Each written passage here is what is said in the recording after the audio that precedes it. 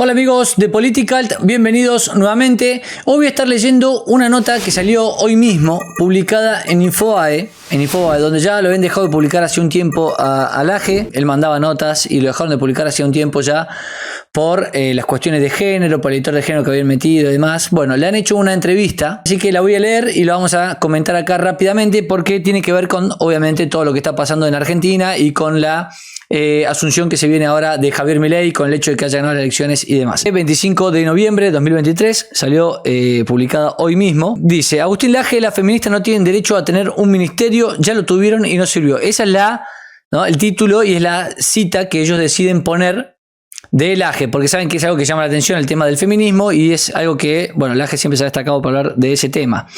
El escritor y politólogo habló sobre la llegada de Javier Milei a la presidencia y sus principales desafíos: el pragmatismo para gobernar, el riesgo de la calle y el golpismo. Explicó el concepto de casta política y afirmó: la sociedad eligió a Milei, el más antiestado, el que vino a ofrecer un ajuste. Agustín Laje está acostumbrado a las polémicas y no le escapa al debate y a la confrontación de ideas. Politólogo, escritor y uno de los intelectuales más cercanos a Javier Milei, abordó los principales desafíos que tiene el futuro presidente de la Argentina, los riesgos que enfrenta y la disputa inevitable con los sectores que estarán afectados por los recortes y los cambios que se pondrán en marcha desde el 10 de diciembre. La sociedad eligió al más antiestado, a quien vino a ofrecer un ajuste, destacó en una entrevista con Infobae. El autor de Batalla Cultural, Reflexiones Críticas para la Nueva Derecha, analizó las causas de la victoria rotunda del líder de la libertad Avanza frente al candidato del peronismo unificado, Sergio Massa, y reconoció que en esta etapa de construcción política para asumir el gobierno deberá imponerse el pragmatismo para materializar sus principales propuestas con acuerdos y alianzas con el PRO de Mauricio Macri y un sector del peronismo.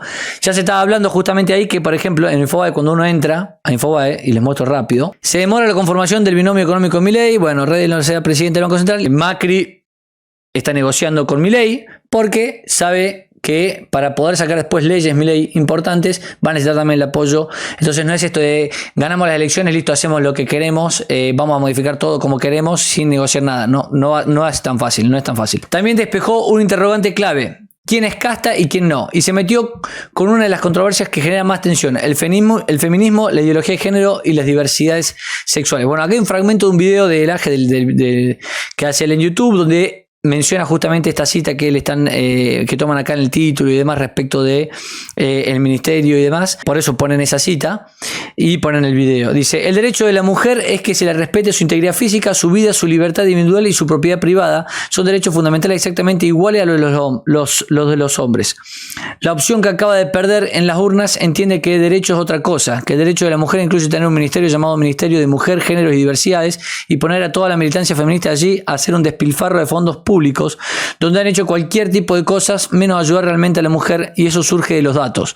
Las feministas no tienen derecho a tener un ministerio, ya lo han tenido y ya han demostrado que su paradigma no sirve porque no mejora efectivamente la vida de la mujer. Bueno, eso que está citado acá justamente es lo que dice Laje en el video, por eso incluyen ese video ahí. Tienda Satoshi está colaborando con nosotros. Esto es especialmente dirigido a los amantes del Bitcoin en Chile. Tienda Satoshi es nuestra proveedora de billeteras para Bitcoin, artículos de impresión 3D y el merchandising más original del criptomundo. Son revendedores oficiales de Trezor, que es garantía de seguridad, e importan productos holder desde Suiza, protección de primera para sus frases privadas. ¿Qué los diferencia del resto de sus competidores? Bueno, tienen un trato muy especial, muy cálido, sin igual con el cliente. Vayan a conocerlos. Los links de Tienda Satoshi están ahí debajo en la descripción. En la entrevista, Agustín Laje subrayó que el principal desafío que va a tener Milei, incluso más que el de negociar votos en el poder legislativo o el de acordar determinadas cosas con gobernadores, es el riesgo del golpismo en Argentina. Golpismo que ya tuvo éxito, por ejemplo, en el año 2001. Esto es una parte clave para mí. Después voy a ir a hablar una cosa, porque Laje después hizo un video que aclaró que es el último vivo que hace en estos días, porque se va de gira ahora a México. No lo pude ver el video, pero justo recién puse el primer fragmento y él toca este tema. Y es un tema que me hizo recordar varias cuestiones más allá del ejemplo que tenemos en Argentina, que tiene que ver con el 2001. Insisto, no vi el video de Laje, entonces no sé si él seguramente habla de todo esto, pero después vamos a ir un poco, o vamos a ir viendo y tratando este tema. Una vez que yo vea el video de Laje también quiero ver si lo toca y demás para no pisar. Pero hay otros ejemplos a los que podemos ir, que ya no tienen que ver con un golpismo similar al 2001 o con las toneladas de piedra que se le tiró a Macri, que ahí ya se aproxima un poco más a los fenómenos que han pasado. Pero uno puede tranquilamente pensar en lo que pasó en Chile. en todo esto de la revolución molecular y demás. Yo creo que acá sí o sí, muy probablemente, hay una izquierda que está mirando y se está acordando de lo que hicieron en Chile, lo que hicieron los países de la región en general, en Perú, recientemente, que nosotros lo hemos hablado, yo lo he hablado en videos en YouTube en mi canal anterior, que insisto, vayan a suscribirse ahora porque ya lo mencioné varias veces, pero dado que este canal está desmonetizado, vamos a estar empezando a ser vivos permanentemente en ese canal y otros contenidos. Este canal lo vamos a mantener con el programa y con contenidos como siempre, pero además vamos a agregar mucho contenido en el otro canal para tratar de hacerlo crecer también, así que vayan a suscribirse. Yo voy a dejar ahí abajo el enlace, es el canal con mi nombre, Eric Camerat, un canal que utilicé en algún momento, lo dejé y ahora lo estamos retomando justamente porque acá nos desmonetizaron totalmente, así que vayan a suscribirse. Pero más allá de eso, bueno, quería mencionar eso. Cuando yo ahora pienso en golpismo, no solo pienso en 2001 en Argentina, que es un ejemplo, o no solo pienso en las toneladas de piedra a Macri, insisto, sino que también pienso en eso de las revoluciones moleculares que hemos visto en la región fomentados por la izquierda, ¿no? Que en Chile derivó en un gobierno de izquierdas como el de Boric y además derivó en esta constituyente, porque obviamente no se supo hacer frente desde la tibieza de un gobierno como el de Piñera. Es un análisis que hay que hacer aparte. Es todo un fenómeno esto de las revoluciones moleculares, buscan excusas para impulsar, bueno, tiene todo un fenómeno que está escrito y sugerido por determinados intelectuales de izquierda y que la izquierda ha visto que le funcionó en varios países de la región. Por lo que yo creo que apenas leo esto, lo primero que se me viene a la cabeza es eso. Después vamos a profundizar en eso. No es el tema de este video, pero vamos a ir a eso. Para el conferencista, la materialización de esa amenaza está en la calle.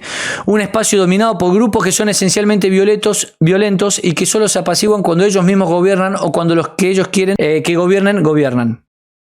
La democracia es un consenso generalizado en torno al cual yo acepto poder perder y acepto que si pierdo tengo que hacer una oposición legal no violenta y tengo que aguantármelas, así como nos aguantamos 16 años de kirchnerismo a aquellos que no somos kirchneristas pero sí somos demócratas, razón por la cual nadie salió a interrumpir el orden establecido por lo que se eligió en las urnas, aseguró. Laje, que acompañó desde el escenario de Milei en el cierre de campaña en Córdoba, se refirió a la declaración del titular del sindicato de pilotos aeronáuticos, Pablo Viró, quien dijo que si el futuro gobierno de Javier Milei deja de subsidiar a las líneas argentinas va a haber muertos. Va a haber muertos. En ese sentido resaltó, resulta que tenemos un gobierno electo que ni siquiera asumió y ya se está hablando de muertos. Van a buscar muertos y cuando consigan muertos van a ir a tribunales internacionales, a la Comisión Interamericana de Derechos Humanos, a la Corte Interamericana de Derechos Humanos, donde lo que habita es ideología progresista y socialista, con lo cual saben que el día de hoy, como eso está, pueden lograr presión internacional contra el gobierno de Milei. Bueno, 100% cierto. Toda esa presión internacional ha existido con gobiernos como el de Trump, con gobiernos como el de Bolsonaro, porque todas esas instituciones del globalismo están justamente inclinadas radicalmente hacia la izquierda, ya no lo disimulan y obviamente van contra los gobiernos de outsiders y contra los gobiernos principalmente de derechas como es el de Javier Milei. A mí la calle me asusta mucho porque el votante de Milei no es un votante violento, es un votante que ni siquiera conoce mucho de política, no está politizado, no acostumbra a ir a manifestaciones, no acostumbra a salir a tirar piedras, a armar una bomba molotov, a encapucharse.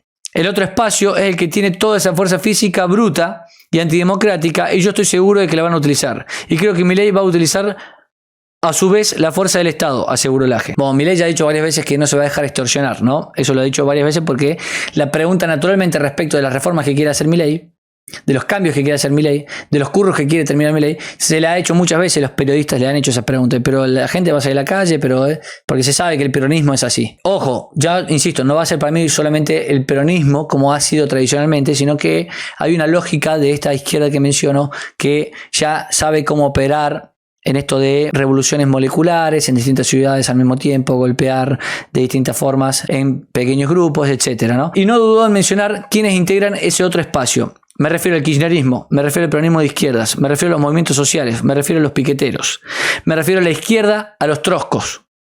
Toda esa gente, además, no cree en la democracia. Se disfrazan de demócratas, pero ni bien gana un presidente que no les gusta, empiezan a amenazar con que lo van a tirar. Son golpistas. Bueno, excelente las declaraciones del AGE. Excelente que la haga ya, antes de que Milei haya asumido siquiera. Porque así como mostramos en los videos, donde ya están lo de la CGT amenazando, ya está Viró, que lo acaban de mencionar, de la línea argentina amenazando. Y esto lo venimos diciendo desde que Milei le fue bien las PASO. Están esperando al 11 para salir a llorar en televisión, hacer todas las cosas que hicieron con Macri, pero además para ir a las calles. Por eso en el programa hemos mencionado tantas veces que va a haber que salir a las calles, no de forma violenta obviamente, pero sí salir a las calles a mostrar al gobierno de Milei que apoyamos lo que votamos y que lo apoyamos realmente en las calles y que queremos que los que están saliendo a las calles entiendan que votamos a Milei por algo, porque votamos a un presidente que decía lo que iba a hacer y para eso lo hemos votado. Y esto lo mencioné en el video e insistí mucho en el video pasado. La CGT ya diciendo que amenazando contra un gobierno que todavía no asumió, que acaba de ser electo democráticamente. Dice la entrevista completa a Agustín Laje, fíjense la foto, esto es acá en Córdoba, Milei con Karina y ahí de fondo está Laje. Y vamos a la entrevista rápidamente. Dice, le pido una reflexión sobre la victoria de Javier. ¿Por qué ganó y qué mensaje dejaron las urnas el 22 de octubre? Bueno, no sé por qué el 22 de octubre, porque en realidad Milei no ganó el 22 de octubre, ganó el 19 de noviembre. Javier Milei ganó con un discurso de ajuste. Y este es el primer dato interesante, porque el antidiscurso en el 2019 era precisamente el del ajuste. Se le adjudicaba a Macri, tanto en el 2015 como en el 2019, el ajuste como madre de todos los males. Y el año 2023 gana un candidato que viene a ofrecer un ajuste. Ese candidato gana con la mayor cantidad de votos en términos absolutos de la historia de la democracia argentina y gana con la mayor cantidad de votos en términos porcentuales desde el regreso a la democracia en 1983 hasta la fecha. Fundamental esos dos datos. Fundamental. Estamos viendo una elección histórica en términos cuantitativos, pero también en términos cualitativos, porque se ha quebrado la pauta hegemónica del Estado argentino. ¿Esto qué significa? Nos habituamos en los últimos 2 años a definir el Estado como una organización que monopoliza el uso de la fuerza. Y esa definición la trajo precisamente Javier Milei, más allá de que no es de Javier Milei, es de Max Weber, uno de los padres de la sociología. En Economía y Sociedad, Max Weber define al Estado como una organización que monopoliza el uso de la fuerza, pero nos olvidamos de una palabra clave en la definición weberiana, que es la palabra legitimidad. Legitimidad. El Estado monopoliza el uso de la fuerza legítima. Aspira a ser legítimo. Caso contrario, el Estado no se diferenciaría de una mafia, de un grupo armado organizado que no tiene legitimidad para usar las armas, pero su único poder consiste en tenerlas. Al Estado, para ser Estado, no le bastan las armas, sino que necesita validez. El pueblo debe percibir que la existencia de esa organización armada, que es el Estado, es válida, es justa y conforme a un deber ser que está determinado por la época, por un tiempo y por un espacio. Eso es lo que se ha roto y por eso el triunfo de Milei. Lo que se ha roto es la forma en que se legitimaba el Estado desde principios de este siglo. La manera en que se legitimaba el Estado desde principios de este siglo era en función de sus capacidades redistributivas. La función que le dábamos al Estado, en primer término, era la de ser un gran padre, que repartía aquello que los ciudadanos producían. ¿Para qué? Para ayudar a los que menos tenían, al pueblo. Este fue el discurso del Estado presente, entre comillas. Fue el discurso de la justicia social. Este fue el discurso de la solidaridad a punta de pistola. Este fue el discurso del kirchnerismo, con el cual el macrismo no pudo realmente lidiar. Por eso es que el cambio del 2015 es un cambio de maquillaje, más no un cambio de fondo. El cambio de fondo se acaba de producir ahora y ese cambio implica no solamente el paso del bastón de mando, sino el cambio radical en la manera en que el Estado se legitima frente a la sociedad. El cambio radical en la manera en que el Estado se legitima frente a la sociedad. Excelente. La sociedad ya no cree en la idea de un Estado paternalista, ultra interventor, que hace solidaridad con el bolsillo ajeno. Ya no cree en la idea de la justicia social y la redistribución de la riqueza. Por eso escoge al candidato más anti-Estado de todos y el candidato que además viene a decir la economía se arregla con un ajuste, cosa que era impensable tan solo 4 años atrás. Esto es importantísimo.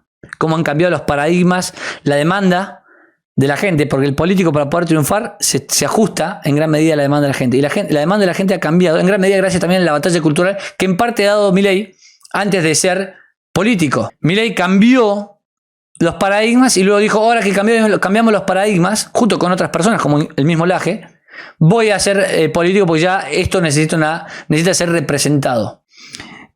Por eso es que hablamos de esta carrera meteórica de 2 años de Javier Milei. Dice, pero ese ajuste que está planteando Javier Milei es un ajuste que él mismo aclara que no es contra la gente, sino contra la política. Efectivamente, dice Laje, el tipo de ajuste con el que gana Milei es un ajuste contra lo que él llama la casta política. Si el Estado es una entidad esencialmente agresora, pues entonces quienes tienen que ajustarse el cinturón son aquellos que han compuesto esa entidad elefantiásica. Hay que reducir esa entidad. En ese sentido, parece ser un regreso a los 90, solo que de una manera mucho más explícita, porque en los 90 no había una adscripción ideológica manifiesta como sí la hay en este momento. No había una adscripción ideológica manifiesta como sí la hay en este momento. Recuerden esta frase famosa, yo la he dicho varias veces en el programa de Menem, si decía lo que iba a hacer no me hubiesen votado. Acá Milei dijo, Esa es una de las grandes diferencias. Milei dijo lo que va a hacer y lo han votado para que haga lo que dijo. Bien, que es el ajuste. Dolarización, etcétera, etcétera, ¿no? En los 90 tampoco ganó la UCD. La UCD, en todo caso, acercó un programa de gobierno entendido más como políticas públicas que como filosofía política. Lo que tenemos ahora son políticas públicas que llegan de la mano de una filosofía política explícita. En ese sentido, el quiebre es histórico. Claro, acá no es que ganó el candidato de Macri y que Milei le movió el arco, como podríamos decir en ese momento, ganó el candidato del peronismo y le movió el arco a la UCD. A Menem. Acá sí, acá ganó Milei, que es el candidato con el partido, el candidato libertario. No es que ganó un candidato de un partido más tradicional y va a tomar algunas reformas liberales. Esa es una gran diferencia que está marcando acá. Lo que tenemos ahora son políticas públicas que llegan de la mano de una filosofía política explícita. En ese sentido, el quiebre es histórico. Ahora la pregunta apunta a la posibilidad de hacerlo, de cumplir ese objetivo. Y para eso depende de la relación de fuerzas políticas y las alianzas que se logren entablar. Aquí es donde el pragmatismo entra en juego en detrimento de la ideología más purista. El pragmatismo entra en juego en detrimento de la ideología más purista. Bien, esto porque, insisto, ya hice el video pasado hablando de estos presuntos decepcionados. Algunos son reales, están decepcionados sin que Milei haya asumido, cosa que es bastante ridícula. Otros son decepcionados en términos personales, en términos de que creían que tenían un lugar más preponderante que realmente tuvieron respecto del partido o del contacto con la gente de Milei, y entonces dicen de estar decepcionados o traicionados, pero tienen que ver con cuestiones personales o que no quisieron los que ellos creen se merecían, cuestiones de la política. Y después hay unos decepcionados que son falsos, totalmente falsos, porque hay toda una campaña en Twitter diciendo de gente decepcionada respecto del gobierno de Milei que todavía no asumió, cosa absurda, pero ya hay una campaña en ese sentido. Así que tampoco hay que creer todo lo que digan esos supuestos testimonios en Twitter, que muchos son falsos. Insisto, el pragmatismo entra en juego en detrimento de la ideología más purista. Se acabó el purismo, ahora entra en juego el pragmatismo, ver cómo se pueden hacer las reformas más importantes manteniendo el gobierno y justamente negociando con las otras fuerzas políticas. Amigos, si necesitan acceso al mercado internacional con su compañía, si necesitan cuenta en dólares en Estados Unidos y muchas facilidades más, una LLC es la solución. Podés abrir una LLC con los mejores del mercado, nuestros partners de Firmway. Tienen excelentes referencias en TripAdvisor, una atención al cliente de primera y por supuesto los precios más competitivos de todo el mercado. Con una LLC en Estados Unidos obtendrán acceso total al mercado internacional, van a poder abrir una cuenta bancaria empresarial en aquel país y así obviamente podrán beneficiarse de las ventajas fiscales para extranjeros no residentes. Hagan clic en ese link y van a ser asesorados casi inmediatamente.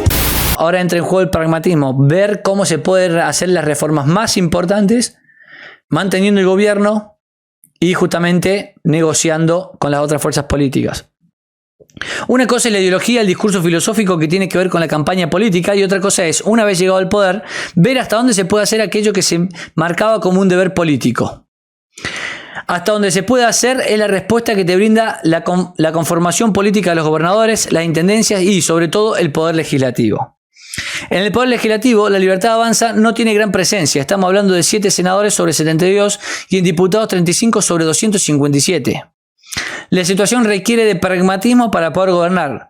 Y lo que ahora se está discutiendo, que son los ministerios, refleja el entramado de esas alianzas que de una forma u otra deben hacerse. No se coman todas las fakes que andan dando vuelta, operaciones de los medios, porque después dicen una cosa y después dicen que es al final se dieron de baja y hacen quedar como que hay todo un lío y en realidad muchas veces ni siquiera se ha confirmado nada. Hay una alianza que resulta natural, que es la alianza entre la derecha y la centro derecha. Esa alianza es ideológicamente natural y es la que se ha dado entre Javier Milei y Mauricio Macri. Es una alianza mucho más natural que la que tenía Mauricio Macri con la socialdemocracia de la Unión Cívica Radical o de Elisa Carrió. Totalmente. Gente del PRO que conforma esta incipiente alianza puede sentirse ideológicamente mucho más afín a la Libertad Avanza de lo que se sentía ideológicamente afín a otros viejos aliados de años anteriores. Bueno, esta es lo que hemos hablado siempre. Mi gran crítica, mucho antes de que surgiera incluso Milei como político, que yo venía criticando a Mauricio Macri, el espacio Mauricio Macri, mejor dicho, y era justamente esto. Yo siempre dije, hay un montón de gente muy rescatable al sur del país, al norte del país, que piensa como nosotros, con la que nosotros nos hemos reunido en su momento, gente de derechas, pero que están en el PRO porque no existía una alternativa o porque la alternativa todavía no era una cuestión nacional, etcétera. Pero que claramente estaban muy desconformes con muchas de las figuras que existían dentro de esa coalición que era Juntos por el Cambio. Otro tipo de alianza que no es ideológicamente pura, pero es políticamente necesaria, es con una parte del peronismo, porque el peronismo ha quedado descabezado. El peronismo no es una ideología, sino que es una máquina de poder que va variando sus contenidos ideológicos según la coyuntura. Por eso tuvimos peronismo nacionalistas, el peronismo nacional socialista de la AAA, incluso el peronismo nacional socialista de Biondini. Tenemos el peronismo neomontonero de los Kirchner, el socialismo del siglo XXI de Cristina Fernández de Kirchner. Hemos tenido un peronismo, como ellos llaman, neoliberal en la década del 90. El peronismo es una máquina de poder, no hay allí ideología y la figura de Massa es representativa de estos acomodamientos sucesivos e ideológicamente inexplicables. Ahora bien, ese movimiento peronista, en tanto que máquina de poder, ha quedado por ahora descabezado. La derrota de Sergio Massa ha sido tan contundente que difícilmente el peronismo pueda continuar viéndolo como el líder de ese dispositivo de poder. Y ahí queda latente una especie de vacío que hay que ver con qué se llena. Ese es el espacio con el que Milei puede articular con un peronismo no kirchnerista, un peronismo no socialista, un peronismo, por ejemplo, como el cordobés. De ahí se entienden Osvaldo Giordano en ANSES y Florencio Randazzo con un lugar posible importante en diputados. Esto responde a las necesidades políticas, porque para gobernar es muy difícil hacerlo con una fuerza política que tiene apenas 2 años, que tenía hasta hace muy poquito solo 2 diputados nacionales, que no tiene gobernadores, que no tiene prácticamente intendentes tampoco. Se necesitan alianzas. La alianza, insisto, ideológicamente natural es el PRO de Mauricio Macri. Y la alianza políticamente necesaria es con un sector del peronismo que vamos a decir es viable, entre comillas. Bien, clarito hasta ahí, se entiende perfectamente lo que menciona el AG y las posibles alianzas y demás. Pregunta el periodista. Quiero que volvamos a abordar el concepto de casta, ese concepto que es tan poco consistente y tan difícil de precisar, sobre todo después del ingreso de Juntos por el Cambio a este espacio. Dice, eso tiene que ver con los vaivenes del pragmatismo, dice el AG. Lo importante es que la política pública efectiva de Milei sea una política anticasta. El individuo como tal puede dejar de ser casta de la misma manera en que los aristócratas y la nobleza francesa a partir de 1789 dejaron de serlo. Tanto es así que, y perdón que vaya a un ejemplo histórico, pero la historia hace la política, había aristócratas y nobles integrando el tercer estado en la Asamblea Legislativa, o sea, en la Asamblea Revolucionaria de Francia. Fíjense el ejemplo, que bueno que está el ejemplo que menciona el AG, porque bueno, él está estudiando mucho el tema de la Revolución Francesa. No significa que el político nazca siendo casta y muere necesariamente siendo casta. Significa que hay una estructuración política del Estado que le ofrece a determinados individuos vivir como una verdadera casta por encima del pueblo. Si esa estructuración política del Estado no se modifica sustancialmente, se puede llevar adelante una especie de limpieza de muchas personas, que soy el primero en decirte, estos son casta. Ahora, si llegan al poder y están bien dirigidos por Milei y ayudan a reducir el tamaño del Estado, podríamos decir, bueno, se han pasado las fuerzas del cielo, como se las denominó en redes sociales. Y la política, al fin del día, es el arte de lo posible. ¿Cuándo un sujeto que es casta deja de ser casta? Pregunta el periodista. ¿Cuál es el interruptor que se mueve y quién es el que lo mueve para cambiar su estado? ¿Y quién convalida que alguien que era casta deje de serlo? El interruptor es la voluntad de ese individuo a poner su experiencia y su capital político en función de reducir el tamaño del Estado. Si la propuesta fundamental de Milei es la reducción del Estado en favor de la ampliación de la sociedad civil, entonces la casta estaba interesada en mantener el status quo del tamaño del Estado. Esos políticos que estaban interesados en mantener el status quo del Estado por uno u otro motivo pueden estar hoy interesados en ayudar a un proceso de descomposición de todo aquello que sobra del Estado. Ese es el interruptor, su propia voluntad. Voy a ser parte de un proyecto liberalizador, de un proyecto antiestatista. En ese momento esa gente deja de ser casta, políticamente hablando. Ahora, personalmente hablando, sabemos que los políticos siempre tienen intereses personales y eso tiene que ver con la realidad política. Tendría que conocer muy bien a los intereses personales de cada quien para darte ahí una respuesta que tendría que ser individualizada. Mi respuesta es estructural. Si la voluntad política de un político se articula en torno a reducir al Estado, ese político está atentando contra los intereses de la casta política, por lo que deja de ser, políticamente hablando, casta. Clarifica muy bien el tema porque con esto le han tratado de pegar a Milei mucho el tema de la casta. Como si el periodismo y los medios no entendieran que el tema casta también es una cuestión, justamente es un término estrictamente político, de uso político, y que claramente ha calado y se ha entendido, y lo ha entendido mucha gente en la sociedad. Y mucha gente puede decir, sin tener una definición tan clara y tan estricta, decirte, este tipo es casta.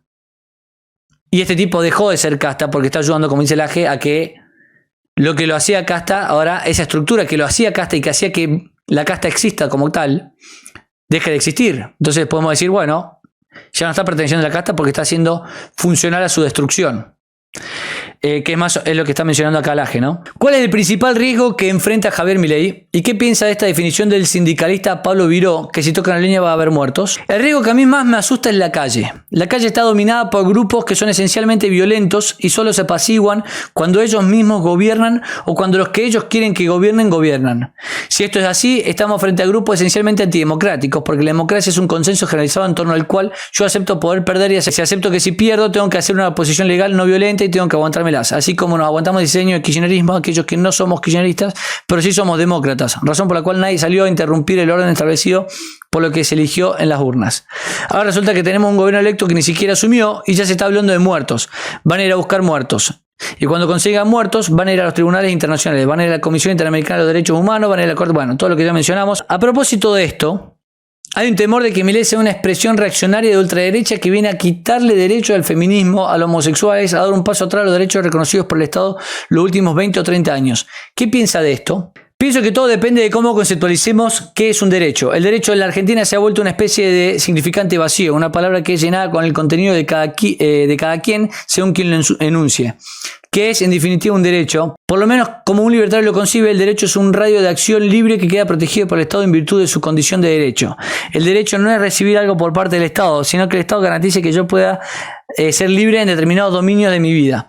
Por ejemplo, el derecho a la vida, el derecho a la libertad individual, a la propiedad privada. Vamos a poner el ejemplo de la libertad de expresión para que esto quede claro. Un liberal diría que existe el derecho a la libertad de expresión, lo cual implica que yo me pueda dar a mí mismo los medios para comunicarme con los demás y que los demás, si me quieren escuchar, me escuchen. Y si no me quieren escuchar, pues que no me escuchen. La idea de libertad de expresión para el modelo que acaba de fracasar es otra muy distinta. La idea de libertad de expresión es que a un grupo el Estado le tiene que brindar todos los medios materiales para comunicar. Tiene que pagarle un salario mensual para que esa gente comunique y, aunque no tenga audiencia, aunque no tenga mercado, aunque no tenga sostenibilidad económica, aquellos que no consumen ese producto tienen que con sus impuestos que financiarlo de todos modos, porque es el derecho que tendrían esos comunicadores sociales a vivir de una comunicación que nadie quiere escuchar. Bueno, excelente que haya puesto ese ejemplo, porque es otro tema importantísimo ahora mismo. Respecto de los antros que tiene que cerrar Milei, ¿no? Esto, si se lo traduce en términos de lo que pasa con el proyecto incipiente de privatización de los medios, es muy clara la diferencia de que significa un derecho para cada quien. El derecho a la libertad de expresión es que si yo puedo hacerme de un micrófono a hablar y tener una audiencia que además quiera financiar porque le gusta escucharme, pues entonces yo tendré un trabajo como periodista. Si lo que yo comunico no interesa a nadie, no hay publicidad, no hay audiencia, pues entonces tendré que irme a vender manzanas a la verdulería, carne a la carnicería, perdón que se mueve, esto se actualiza, o hacer algo que realmente la gente quiera consumir. Pongo otro ejemplo, en el caso del feminismo, ¿qué es el derecho de la mujer? El derecho de la mujer es a que se le respete su integridad física, a que se respete su vida, a que se respete su libertad individual, a que se respete su propiedad privada. Estos 4 derechos fundamentales que acabo de mencionar son exactamente los mismos que tenemos los hombres. Aquella opción que acaba de perder en las urnas entiende que derecho es otra cosa, que el derecho de la mujer incluye tener un ministerio llamado, bueno, esto también ya lo hemos leído, Ministerio de Mujer, Géneros y Diversidades, poner a toda la militancia feminista allí, hacer un despilfarro de fondos públicos donde han hecho cualquier tipo de cosas menos ayudar realmente a la mujer. Esto surge de los datos. En el año 2014, por femicidio murieron 245 mujeres. En lo que llevamos de los primeros 6 meses del año 2023 ya habían muerto 175. Con lo cual, si se anualiza ese dato, está yendo hacia prácticamente 350.